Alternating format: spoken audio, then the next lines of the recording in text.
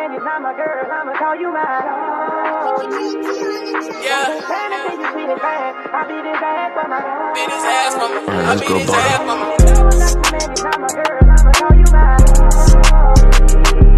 Like a man, you treat it bad. I beat his ass for my girl. And we ain't seen nothing that we used to talk to do. You my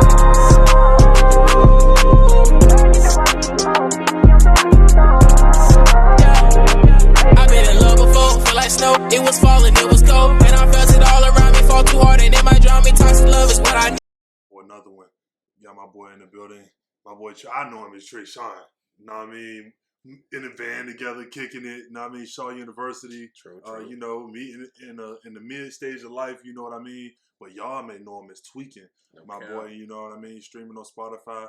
He's starting to get a little boom going. Hey man, tell him a bit about yourself, man. You know what I mean? How you created the name, how, you know, what you've been branding over the course of the last year or so. Bet. So my name is TweeKeen, you know, as he just introduced me as. You know what I'm saying? I started making music seriously probably like 3 or 4 years ago. Like starting to build a little buzz. I dropped the album last year, Abandoned. Go check that out. You know what I'm saying? How I came up with the name is just like from, you know, me growing up. TweeKeen has always been a bad thing, you know what I'm saying? It's always something that you always gotta, you know, flip to make something better. If somebody say they tweaking, you know, they tripping, you know what I'm saying? But I took the term and, you know, I made it better, bro. Flipped it and made it better for myself, you feel me? So that's how I came up with it, you know what I'm saying? But yeah, go stream all my stuff, man. I really appreciate it. Yeah, and that's TweeKeen. That's TweeKeen. You know what I mean? My boy out here putting in work, you know what I mean? Dropping videos on Instagram, you know, that's how I stay in touch. Just via Instagram. And yeah, man, so as an artist, you know, what is your niche? Like, what separates you from other artists, bro? I feel like the sound is similar to what you'll find nowadays. Like, you know what I'm saying? I get compared to like, you know, Lil Baby and things of that nature. But I also feel like I talk about real life stuff, bro. Like I talk about, you know, my grandma being sick and us having to pay for her medicine. But also in the same song, like I'm talking about stuff that people can get turned to. You know what I'm saying? Like I feel like it's a whole lot of subject matter things that I talk about that people are not really talking about. You know what I'm saying? So I feel like that. And just do my creative videos, the process I take behind the scenes. I go live in the studio, you feel me? And you can watch all of that stuff behind the scenes. And I feel like, you know, that is a big part of what separates me from the other artists, you feel me? Like the video that I put in the intro was like the video that, you know, I tied to the most that I seen on Instagram that I actually enjoy the most. You know, I'm gonna be straight up, you know what I mean, bro? Like if I see a lot of people promoting a lot of different things, especially since I'm promoting the Powerhouse a lot of people shoot me their stuff. Yeah. And I tell them straight up if I don't like it, you know what I mean? But if I do, I let them know like, okay, this is good about it, you know, this and then the third. And one thing that I have seen from my boy is the visuals, like he lock you in. Like when I asked him when he pulled out, I said, bro, what was the name of that video with the candle lighting? Like that was the main thing that kind of, you know, set in my mind. So visually, what started the creative video aspect for you as a creator, bro? I got you. I feel like most of the time, like even growing up, I always wanted to be a creative person, have creative ideas, creative thoughts and stuff like that. But I feel like I never really had the materials to go ahead and visualize what I wanted to go ahead and put towards it. Then I met this guy, Luce Bennett, shout out Shatter Focus Productions. I met him. He works for Netflix. He works on a show called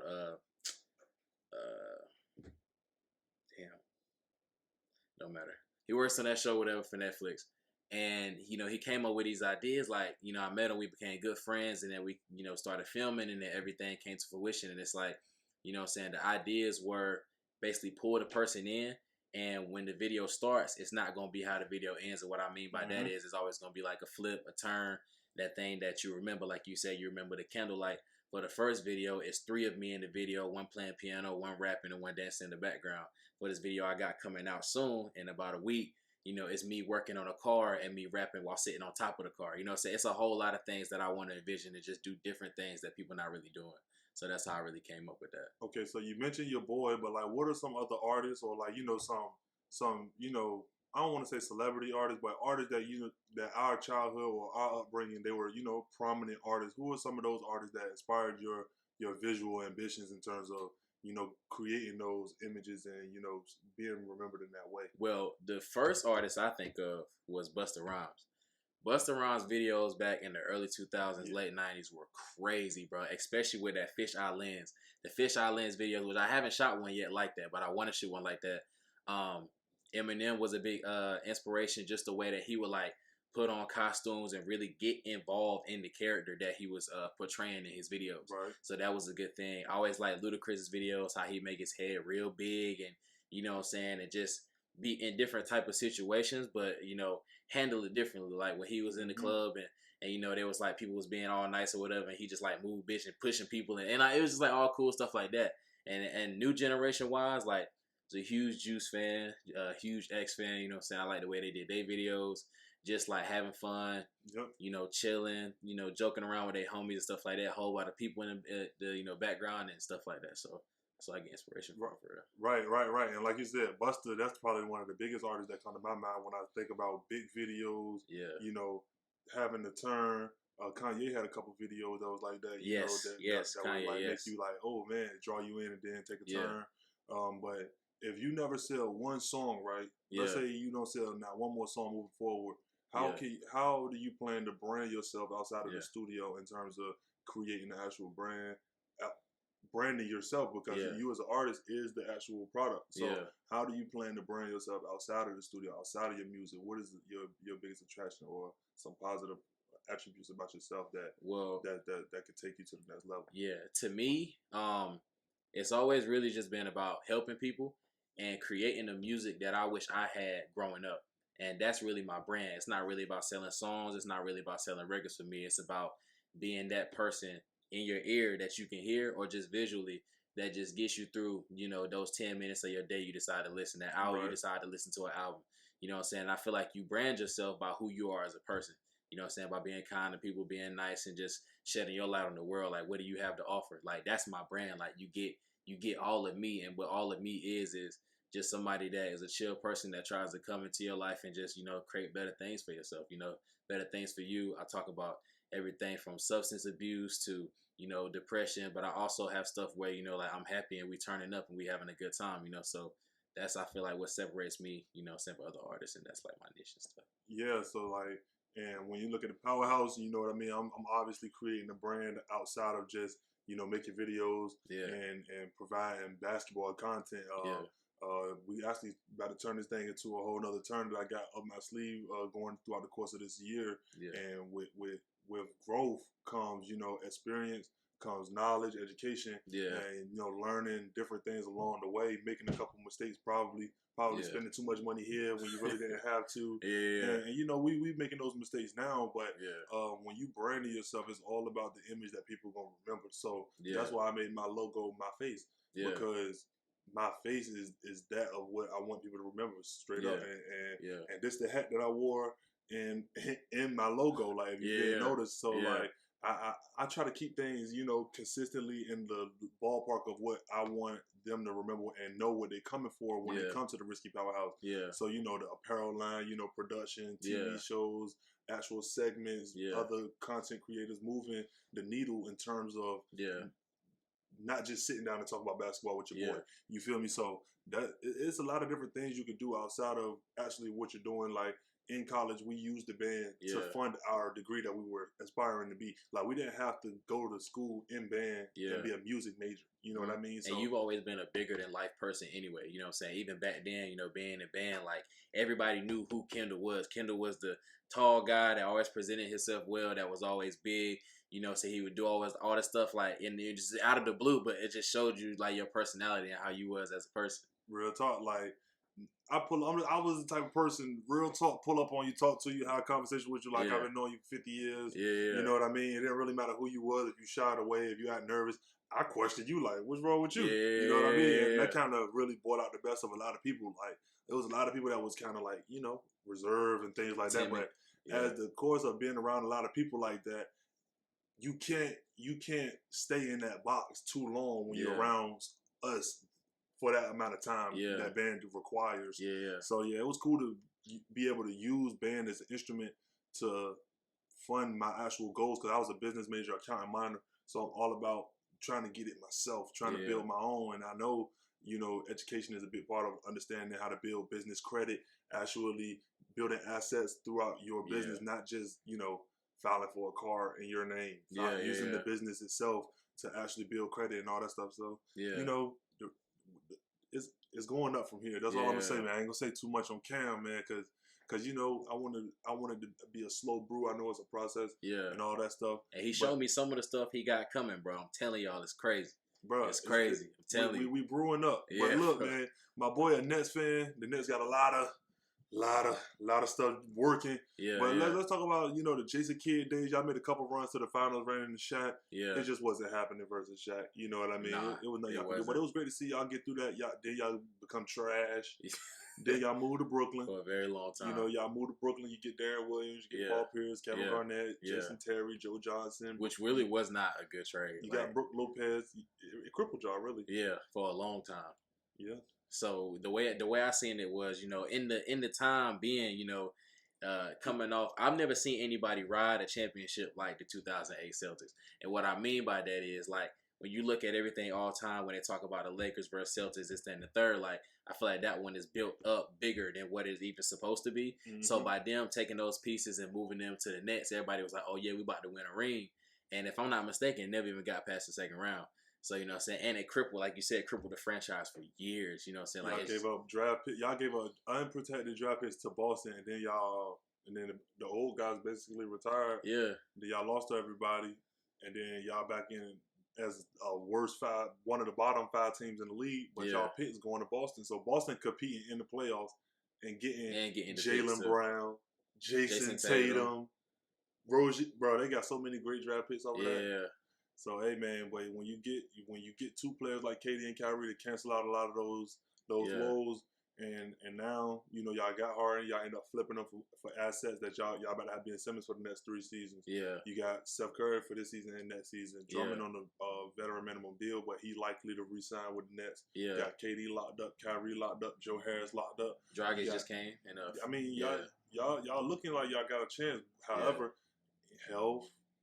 That's a big part. Availability is what kills the Nets. Yeah. So, like, what do you see coming from the Nets moving forward? What do you see from the Nets this season? How have you liked the course of y'all season? We haven't had too close of a conversation in terms of just y'all individually. We kind of have general conversations on Facebook. Yeah. So, I just dropped a lot right now. What do you think about y'all season, bro? What I kind of see right now is, I was happy about how this year had started. It looked like, Kyrie wasn't going to be there, but it was looking like James Harden and KD was going to be enough.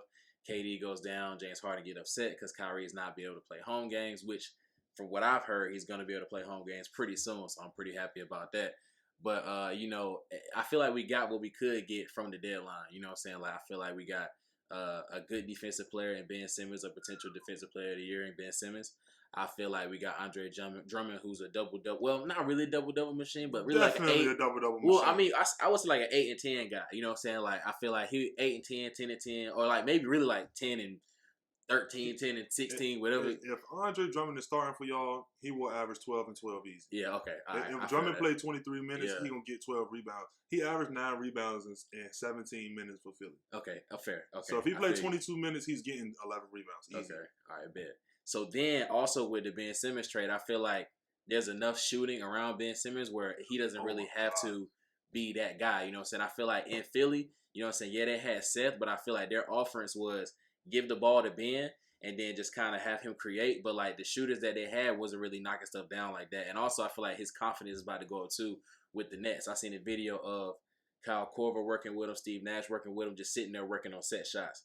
You know what I'm saying? So I'm not saying he's going to become a shooter this season, next season, but I think promising, he could become like a promising mid-range. If he gets like even a 31% 3 ball, you know what I'm saying? Like that'll be a huge progress. Just the fact that you'll take it, the fact that you'll have, the faith in yourself and the confidence to grow that you'll actually start taking those shots. Hopefully. And I hope that, it gets that way. But I think, I think we can be a title favorite, but I feel like you said, bro, it's like the injuries, the situations. We don't really know how it's going to play out towards the end of the season.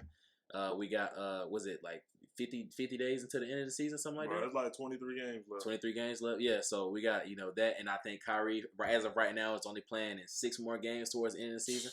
So, you know what I'm saying, and that matters when it comes to building teammate chemistry. You know what I'm saying? So I feel as though, I hope everything falls in line because I want to see them hoisting the trophy at the end of the year, but I mean, I'm skeptical. Just it's a lot of ifs. It's a lot of ifs. It's a lot of ifs. Okay, well, see, one thing I think about Ben Simmons, I don't think he got to shoot it all with the team. He don't. But if he's not gonna shoot, you got to play point center. Yeah. And if you don't want to play center on defense, then you got to shoot. I mean, if you, Yeah. it's just as simple as that. Yeah. Because they got Patty, you got Kyrie. Oh, I ain't even. Yeah, we didn't you even bring got up Seth, Patty. Yeah. you got KD, you got Ben, you got Bruce Brown. You have Nick Claxton, you still got LaMarcus Aldridge. Yeah. Bro, I mean, you got a lot of players, bro, who can play and shoot. Yeah. So, Ben, if you just diving down low, finishing at a 60% clip, yeah, you know, right hand, left hand, dunks, lays, and you just kicking the shooters once they collapse. If you playing the Giannis game, then you can be a high level player. I think he gonna impact the floor positively. Yeah. Regardless. Yeah, me too. Cause he gonna get about 15 points naturally off his athleticism and talent. Mm-hmm. He gonna get you 7 to 8 assists. Yeah. 8 or 9 rebounds, and he gonna guard the best player on the other team, rather if it's a guard, wing, or big. Yeah. Depending on the big. If it's a power forward big, he can guard him. But if it's obviously Joel Embiid, Nikola Jokic, he's not guarding them for extended stretches. And then him guarding the best player on the team is something that they didn't really have before. They was kind of switching off, and they didn't really have that set defender. Now they have Ben Simmons to not neutralize the best player, neutralize him, bro. Well, I mean, neutralizing a lot of people. He is neutralizing a lot of people, but like you said, with the bigs is what I was talking about. Okay, yeah. But more so, I agree about that. But like, you know, shorter people, power forwards. Most power forwards, you know, can't never really do nothing with Giannis, you know what I'm saying? Jimmy Butler, he can strap. Yeah. Bam, he can also guard. Yeah, I agree. Trae Young, we already seen him guard Trae Young. Trae Young shot 39% in that series. Yeah. Although Atlanta won, we know what happened with Ben. And nobody ever talk about Joel Embiid going scoreless in the second half of Game 5 when it was up 3-1. Nobody talk about that. Nobody talk about Tobias Harris 2 for 11 from the field in Game 6. Well, when you have a scapegoat, what I've learned is when you have a team with a main superstar and you have a secondary player, that person is the scapegoat no matter how bad the other person plays. For instance, like I think the other day, Russell Westbrook didn't play. The Lakers lost by 30. You know what I'm saying? But I always see Russell getting all the, now deservedly so, but I always see him getting some hate, and I feel like some of it is not deserved from him. You know what I'm saying? So that's what I learned when you have a team with more than one superstar. Bro, the Lakers just lost again last night to the Clippers. Yeah. I watched the game, and they had all the momentum in the third quarter. They had the momentum in the fourth quarter. Yeah. And in the last 4 minutes, they just slowly crumbled that 8-point lead. Yeah, bro. And lost the game by 2 points, bro. I did not see the whole thing, but I did see. I was at work, so I seen the last couple play in and out, and I seen it was coming down. I thought it was up, and I come back, they down 1. I see LeBron pass to the corner after get triple team, and then Melo had to force up like a weird bro. It was 6 seconds left on the clock when he shot that 28-footer, bro. Yeah, bro. Like he could have penetrated. They was only down 1. He could have penetrated, pulled his little patented mid-range shot, and still got a good shot. He could have did something else. Bro, 28, 29-foot 3-pointer, bro. Yeah. So are they still ninth or are they 10th now? I think they're ninth, but they 5 games under 500. Bro. They're trash, bro. 26 and 31. They're trash. It's crazy. They're trash, bro. They're crazy, bro. And my boy Brian out there. Come on, Brian. You can't retire after this one, bro. Yeah, you got to keep going. You got to retire with at least a conference finals loss. Yeah. You can't retire like this, bro. Yeah. Like, come on, man. These dudes is trash. And then allegedly him trash. And allegedly him and Anthony Davis was mad at Robert Pelinka for not pulling the John Wall deal because Wall healthy. But man, it ain't gonna it's a lateral move. It's not gonna take you up or down. Y'all team defense is awful. Yeah. Because y'all got a bunch of offensive players that never been known defensively. Yeah. If I was the Lakers, the only players I'm keeping going in the next season is Dwight Howard. Yeah. Malik Monk. For sure. Austin Reeves. For sure. I would keep Taylor Horton Tucker just because of his youth. Yeah. But everybody else got to go, bro. Everybody else got to go. Yeah. Everybody else got to go. Rebrand the team because that team is not the same team that won in 2020. It's a whole different team. Bro, they're garbo, bro. Yeah. But yeah, man. So talking Lakers, let's flip it to the Celtics, man. You said what? 2008-ish was the time period that you became a fan. So what about that era of basketball? You know, D Wade, Steve Nash with the Suns, Kobe, Tracy McGrady and Yao. Yeah. You know, what about that era? You know, made you really dive in and be a fan yourself individually, more so than being a fan because, you know, people teach us that basketball is something to watch. So my dad growing up was a huge Lakers fan and he was a Kobe Bryant fan. Easy. So every game that we could ever see on TV now, you know, so we ain't have like, you know, the NBA packages or whatever. So we had what we could see on the basic channels, you feel me? Right. So my dad, we watched every Laker game, every single Laker game, you know, RP Kobe, GG, and then, you know, the 7 pastors lost their lives on the helicopter crash. You feel me? So we watched it all the time. So I grew up being a Kobe fan, but Kobe is also not my favorite player I've ever seen. My favorite player of all time is Ray Allen. Because I love shooting. Like, shooting has always been my thing. And, even in that era, even before Ray Allen became, like, the three-point sniper he was, Right. you know what I'm saying? He was a whole different monster when he was with the Bucks and with the Supersonics. Mm-hmm. And I just like that whole era because that whole era was just, like, tough. You know what I'm saying? Defense. Way more defense. The best defensive team all time was that 2004 Detroit Pistons team. And that team was holding people to less than 70 points regularly. You know what I'm saying? So it's like that whole era was just tough. And then like with the 80s, you got tough, but you got like dumb tough, like people throwing punches in the middle of the game tough. And then now you got people that are really talented, but the defense and toughness is not there. The 2000s era was like perfect in the middle where you got all of that. You got Kobe dropping 35 a game. You got Allen Iverson dropping 32 a game. You got Tracy McGrady dropping 32, but also while people were giving great defense. You got the Shaq Kobe 2001, but the reason why I became a big fan in 2008 was because that was the year where I feel like I wasn't listening to people no more. I was watching basketball for myself, learning for myself, watching the X and O's, watching the triangle, watching everything that they had put together, watching the Celtics come together and win a title over Kobe, you know what I'm saying? Which was one of the best finals. Yep. Those two finals that I watched, I just love those finals. People forget how good Paul Pierce was, bro. Paul Pierce is revered as not as good because of his takes after basketball. I feel like people take I feel like people take his takes after basketball. He was like, Paul Pierce, he just says those outlandish things like, oh yeah, I was way better than D Wade. And people just look like, I mean, I know you're supposed to believe in yourself, but like, come on, bro. Like, come on, bro. You know what I'm saying? You got like 3 All-NBA selections. Yeah, bro. Like, relax. You know what I'm saying? And I might not be. Am I mistaken? He don't have a first team, do he? Not one. He got 1 second and 2/3. I can't call it right off the rip, me but neither, I know he got 3. Yeah, I know he got 3 as well. But you know what I'm saying? So I feel like you said, I feel like his reputation was tarnished because of the stuff that he said after basketball. Mm-hmm. So yeah, like that whole era to me was just like. To me, it was the best because, like I said, you got everything. You got all that. Like, they looked up to those players in the 90s, so they played like those players in the 90s. Yep. Q Rich. You got Q Rich. I don't know what he said, but I don't like him. Yeah. You remember that when he him and Paul Pierce? I don't know what he said. I don't care what he said, but I don't like him. Yeah, bro. And then Q you got Rasheed Wallace picking up 41 technicals in the season, but people can't do that no more. Ball don't lie. Yeah, right. So who are your top 5 most favorite players? I ain't saying who you think the greatest or who the best. I'm asking who your favorite, bro. If you had to make a starting 5 by position, point guard, shooting guard, small forward, power forward, center. Okay. Who are your top 5 favorite players, bro? Favorite players. They could be role players. They could be MVPs. They could be favorite players all time. They could be a bench warmer that play 2 minutes a game. Taco Fall. So I love Taco Fall. Okay, so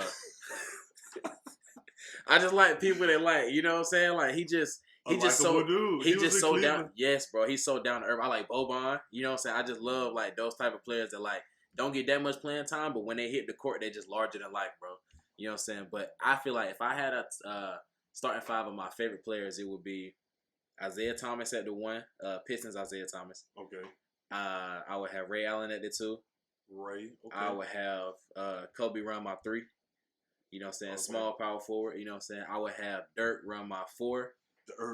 And then I would have probably Olajuwon in my 5. I feel like Olajuwon has the best footwork almost of anybody ever, but especially of any big man that I've seen. You know, so I love Olajuwon. I just wish I had got to see an Olajuwon Jordan finals, but we never got to see it. But that's the guy. That's a really good player. In my opinion, bro, you got Wilt, Bill, Kareem, Hakeem right there, bro. He really is. I mean, you can make a case for Shaq. It go back because Shaq got 3 consecutive Finals MVPs and a season MVP in that run. Yep. So he got, we know what Shaq did, but Hakeem got MVP, Defensive Player of the Year, Finals MVP, all in the same season, bro. And he got 2 season MVPs, if I'm not mistaken. Mm-hmm. No, he got 1 season MVP and he got 2 Finals MVPs. Yeah, 1 season MVP, 2 Finals MVPs, and the Defensive Player of the Year. Yep.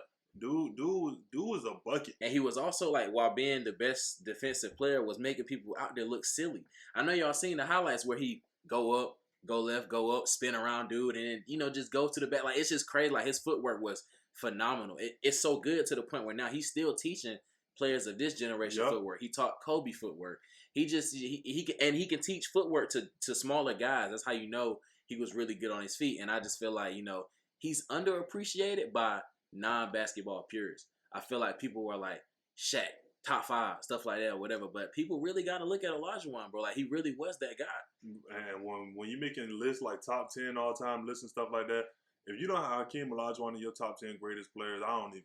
It's really hard to not put him in the top 10. He's definitely my top 10. I'll give it to you. The list, it don't change much because these players not playing, and there haven't been players to do much to get in there to me. Yeah. You got Mike. Okay. Braun. Okay. Kareem Abdul-Jabbar. Okay. Wilt. Fair. Magic. Fair. Bird. I feel like you have to have them next to each other. Okay. Hakeem. Okay. Oscar Rob. Okay. I'm forgetting somebody. Shaq Oscar Rob. Shaq Oscar Rob? Shaq Oscar Rob. Shaq is definitely in that top 10. Why do you think? I seen this online. Oscar's my 10. A lot of people put Kobe at that 10 spot. Yeah. I think Kobe can go anywhere between 9 and 12, and you could just make the case. I think I haven't looked at my list in a long time, but I would say 8 and 12. I feel like anywhere between 8 and 12, I feel like he can go there. Mm-hmm. Yeah, you can, because you can. Shaq, see, it's kind of hard to put Kobe over Shaq because Kobe's first 8 years was ushered under growing in Shaq's dominance. Yeah. So it's kind of, Shaq got those 3 finals MVPs and the season MVP. Shaq was averaging 35 and 17 in the finals for a 3-year stretch. You know, even the one that they lost, Shaq was the best player on that team too. Yeah. So it's like, it's kind of hard to put Kobe over Shaq in that regard. I also feel like if it was finals MVPs, sure. Like, I give you that. Shaq was the most dominant player that I've seen in my lifetime.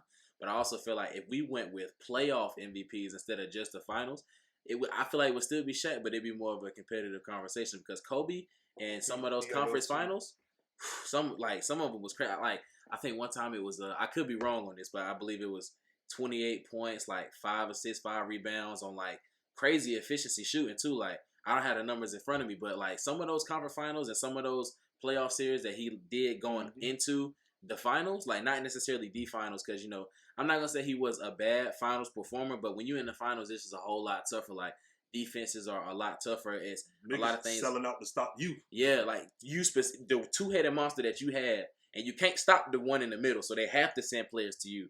So I feel like, you know, that was the defense geared towards him, so that was why he struggled a little bit more in those finals. And even up to the 2009-2010, you know, Kobe shot like, he was shooting 33, 34% in some of those games. You know, they were still winning, and he was still guarding the best player and stuff like that. But, you know what I'm saying, when it's geared towards you, it's just different in the playoffs. I remember Game 7 2010 versus Boston. He had like 21 points, 15 rebounds, or something like that. I'm not sure. He had a bunch of rebounds. Yeah, like 15 rebounds. But he shot like 6 for 24 from the field. They had to will that game out. And Boston blew a big lead in the fourth quarter. That's the Ron Artest game, right? Yep, the 3. Yep. Man, bro. Yep. But who you think? Giannis? What? I don't know if you're gonna hear this. You're a good father. We got Baby RiSSky on duty. We got to get out of here. So, yeah, man, I appreciate you stopping by. Pound me up, bro. Good time. I appreciate you stopping by, man. You know what I mean? Sharing some thoughts with the Powerhouse, you know what I mean? Getting involved with the channel and stuff. Yeah. But, yeah, we got to go ahead and get out of here. So, y'all will see me later. Yeah. My boy TweeKeen, y'all stream his music on Spotify. Appreciate y'all. Follow him on Instagram, Facebook, all that good stuff. It's the Powerhouse. Y'all will see me later. And we out of here. Bye.